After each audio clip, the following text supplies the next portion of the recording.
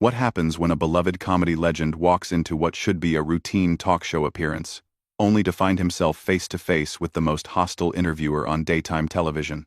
What you're about to witness is the moment Joy Behar's trademark arrogance finally met its match, and the explosive confrontation that followed will leave you speechless. This is the interview that ended with Joy Behar storming off her own show, but the build-up to that moment is even more shocking than you think. Make sure to hit that subscribe button and drop a comment below because you won't believe how this unfolds.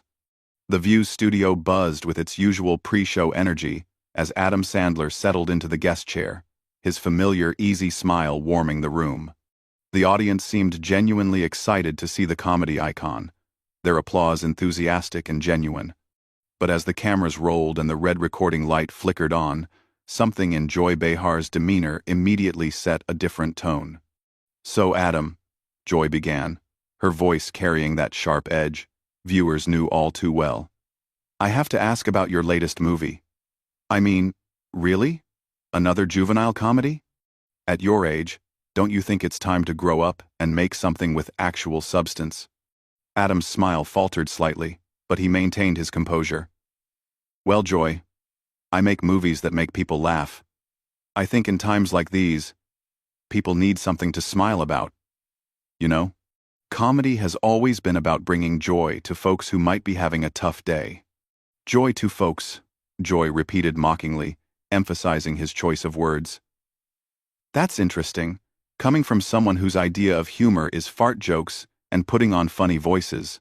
I mean, when was the last time you made a movie that actually said something meaningful about the world we live in?" The other hosts shifted uncomfortably in their seats. Whoopi tried to interject with a diplomatic comment, but Joy bulldozed right over her. "No, I'm serious," Joy continued, her voice rising slightly. "We have real problems in this country, Adam. Climate change, political division, social justice issues, and here you are making millions off the most basic, lowest common denominator entertainment. Don't you feel any responsibility to use your platform for something more important?" Adam took a measured breath, his famous laid-back demeanor still intact but showing the first signs of strain. "Look, Joy, I understand you have strong feelings about this, but I think you're selling both comedy and audiences short.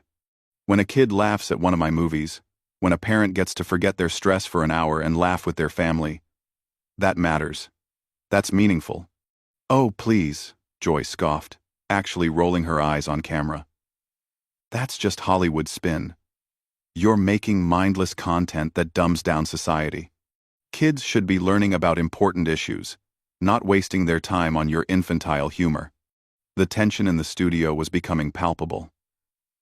Even the production crew behind the cameras looked uncomfortable as Joy's attack continued relentlessly. "And another thing," Joy pressed on, clearly warming up rather than winding down. "Your movies consistently portray women as objects or one-dimensional characters.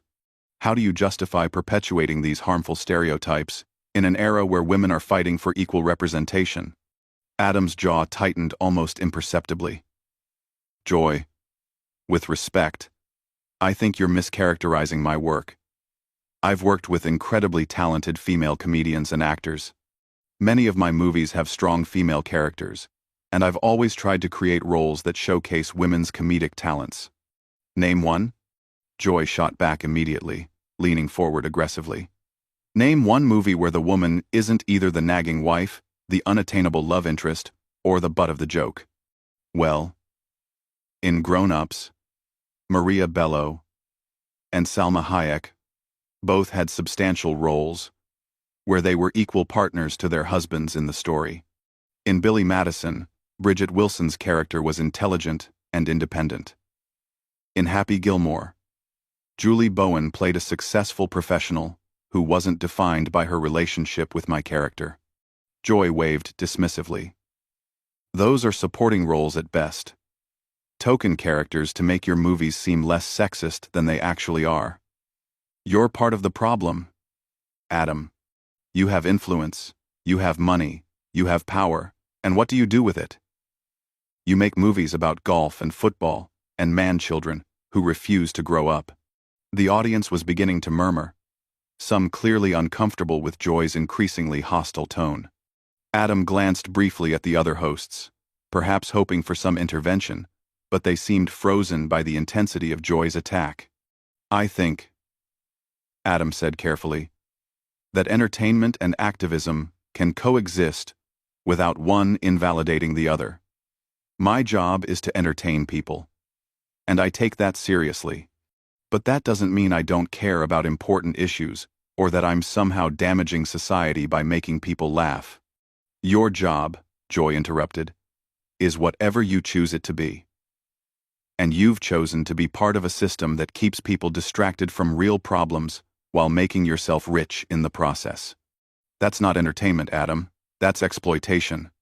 The words hung in the air like a challenge, and for the first time since the interview began, Adam Sandler's famous smile completely disappeared. Something had shifted in his expression, a hardening around the eyes that suggested Joy Behar had finally pushed too far. "You know what, Joy?" Adam said quietly, his voice carrying a weight that made everyone in the studio lean in slightly. "I think we need to talk about exploitation." The studio fell silent as Adam's words registered. Joy's confident smirk wavered for just a moment, sensing that the dynamic was about to change completely.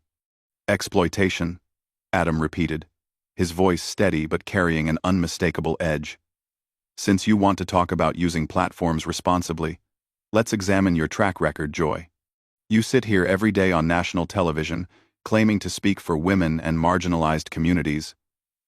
But what do you actually do, besides tear people down?" Joy's eyes narrowed. "Excuse me? I've been fighting for progressive causes longer than you've been making movies. Adam, I don't need a lecture from someone who thinks putting on a dress for cheap laughs is peak comedy." "There it is," Adam said, leaning back in his chair with a knowing look. "The condescension. The assumption that you're morally superior to everyone else in the room. You want to talk about harmful representation? Let's talk about how you've spent years representing liberal women as angry, bitter, and judgmental." The other hosts exchanged alarmed glances. This had gone far beyond a typical heated discussion into genuinely dangerous territory. "How dare you?" Joy snapped, her voice rising to a level that made the studio audience visibly uncomfortable. "I represent real women, with real concerns about the direction of this country. Not everyone has the luxury of making jokes while the world burns around them. Real women," Adam repeated thoughtfully. "Tell me, Joy, when was the last time you actually listened to what real women want? Because in my experience, most women, like most people, appreciate being able to laugh. They appreciate entertainment that doesn't lecture them or make them feel guilty for enjoying themselves. That's because they've been conditioned by a patriarchal society to accept substandard content." Joy shot back. "It's internalized misogyny, Adam. These women deserve better than the garbage you're feeding them." Adam shook his head slowly. "Do you hear yourself? You just dismissed the opinions and choices of millions of women because they don't align with your worldview. You're literally saying that women who enjoy my movies are too stupid or too brainwashed to know what's good for them. How is that empowering? I'm saying they deserve content that challenges them intellectually rather than pandering to the lowest common denominator," Joy replied, but there was a defensive note creeping into her voice. "No. You're saying you know better than they do about what they should want, what they should enjoy, what they should think. That's not feminism, Joy. That's elitism disguised as activism." The audience was completely silent now, sensing that they were witnessing something unprecedented. Joy Behar, known for her quick wit and sharp tongue, seemed to be struggling to maintain her usual dominance. "I think," Whoopi finally attempted to interject, "maybe we should move on to discussing Adam's upcoming projects and give everyone a chance to cool down." "No," Joy said sharply, turning briefly to glare at her co-host before refocusing on Adam.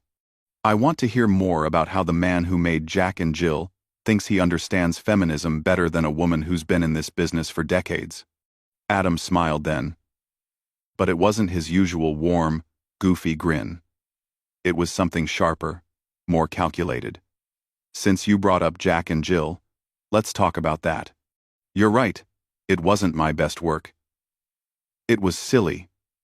It was over the top. It was exactly what you'd expect from an Adam Sandler movie. But you know what it wasn't? It wasn't mean-spirited. It didn't mock people for their appearance, their beliefs, or their backgrounds. It didn't punch down at anyone. It was 2 hours of a man in drag making offensive jokes, Joy countered. And you've spent the last 20 minutes making offensive comments about my career, my character, and my fans. The difference is, my movie was clearly labeled as comedy. Your behavior is being passed off as journalism. Joy's face was beginning to flush with anger. Don't you dare compare your Hollywood nonsense to legitimate political discourse. I'm holding you accountable for your impact on society. No. You're grandstanding, Adam replied calmly. You're using me as a prop in your ongoing performance as the moral authority of daytime television. You don't actually care about my movies or their impact. You care about demonstrating your intellectual superiority to your audience. That is absolutely ridiculous. Joy sputtered. But her usual composure was clearly cracking. Is it? Then tell me, Joy. What specific scenes in my movies do you find most problematic? Quote me some dialogue that you think is harmful. Give me concrete examples of how my work has damaged society. Joy opened her mouth to respond, then closed it, clearly caught off guard by the direct challenge. You can't, can you? Adam continued. Because you haven't actually watched my movies. You're critiquing an idea of what you think my movies are based on cultural assumptions, and maybe some clips you've seen online. You're literally judging work you haven't experienced firsthand. I don't need to watch every Adam Sandler movie to understand their cultural impact, Joy said, but her voice had lost much of its earlier venom. Actually, if you're going to publicly attack someone's work on national television, yeah, you kind of do. That's called intellectual honesty. Joy. It's the difference between legitimate criticism and character assassination. The tension had shifted dramatically. Where Joy had started the interview as the aggressive prosecutor, she now found herself on the defensive, struggling to maintain her position against Adam's increasingly pointed responses. You know what your real problem is with me? Adam asked, his voice growing quieter but somehow more intense. It's not my movies. It's that I'm successful making content that doesn't fit your narrow definition of worthwhile art. It threatens your narrative that entertainment has to be either politically correct or culturally irrelevant. Joy's hands were visibly trembling now, whether from anger or something else entirely. My problem with you is that you waste talent and opportunity, while real artists struggle to get their meaningful work seen. And there it is, Adam said with a sad shake of his head. The real Joy Behar worldview. Success without your approval is illegitimate. Joy without your permission is wasteful. You've appointed yourself the gatekeeper of what entertainment should be, and anyone who succeeds outside your parameters must be torn down. Joy's eyes flashed with something dangerous as Adam's words hit their mark. The careful veneer of television professionalism she'd maintained for decades was crumbling in real time. You think you're so clever, don't you? She said, her voice now carrying a bitter edge that made everyone in the studio uncomfortable. Coming in here with your fake, humble act, pretending to be just a regular guy who wants to make people laugh.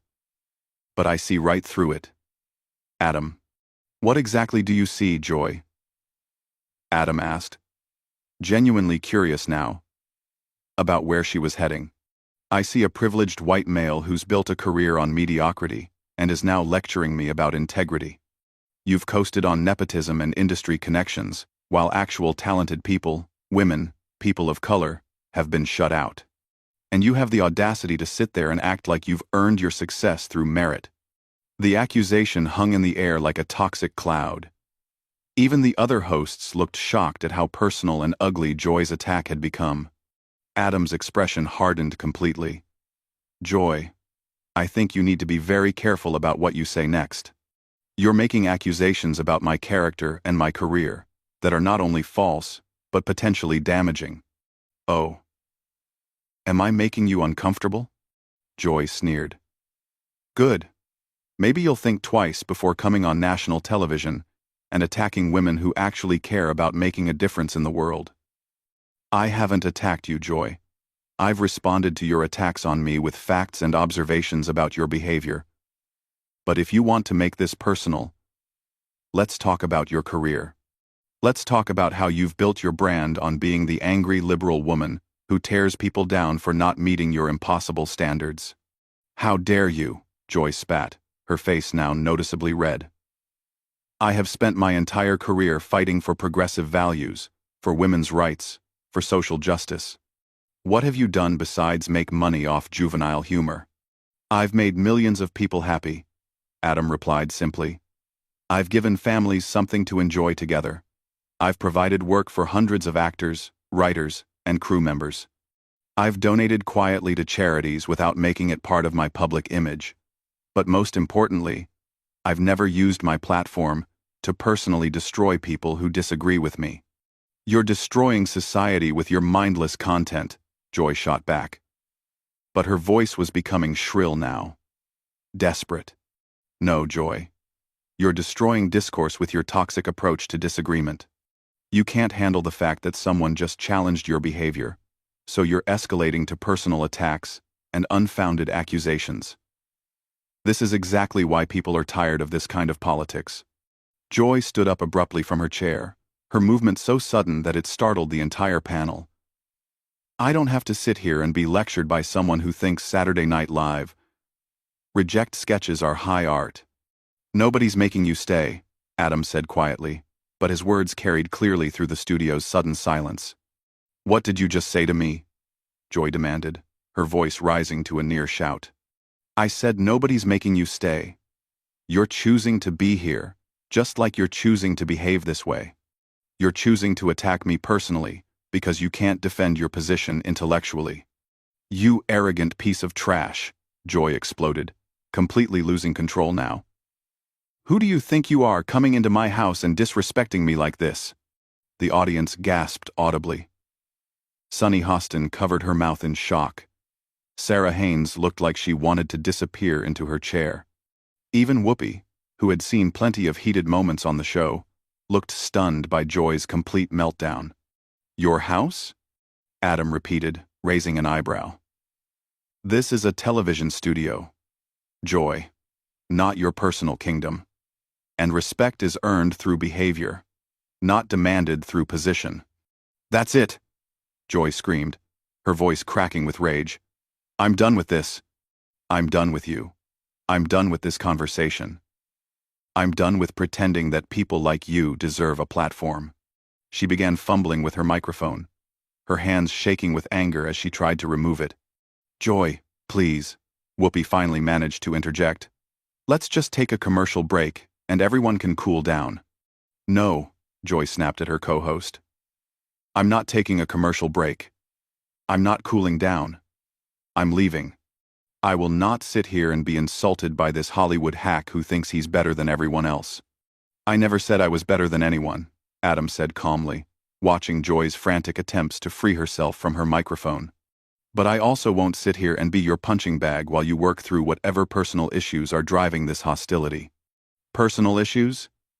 Joy whirled around to face him, her microphone still half attached, and creating feedback through the studio speakers. You think this is about personal issues? This is about principles. Adam, this is about caring about something more than box office, receipts, and celebrity status. This is about you being unable to handle someone disagreeing with you without having a complete emotional breakdown. Adam replied. And honestly, it's pretty sad to watch. Crom. That was the final straw.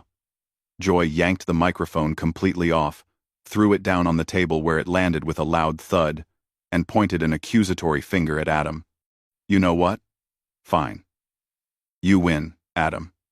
You've successfully destroyed what should have been a simple interview about your latest forgettable movie. I hope you're proud of yourself. I hope your fans enjoy watching you bully a woman on national television.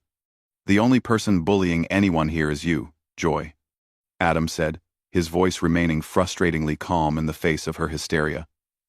"You started this by attacking my work, my character, and my fans. I simply defended myself. Whatever helps you sleep at night," Joy snarled, grabbing her notes from the table and storming toward the exit. "I'm done with this show. I'm done with this network that thinks giving platforms to people like you is acceptable journalism." As Joy reached the edge of the set, she turned back one final time, her face contorted with rage. "You want to know what exploitation really looks like, Adam? It's you exploiting the goodwill of decent people who think you're just a harmless entertainer while you spread your toxic masculinity and backwards values to their children." Adam shook his head sadly. "Goodbye, Joy. I hope you find whatever you're really looking for, because it clearly isn't in this studio."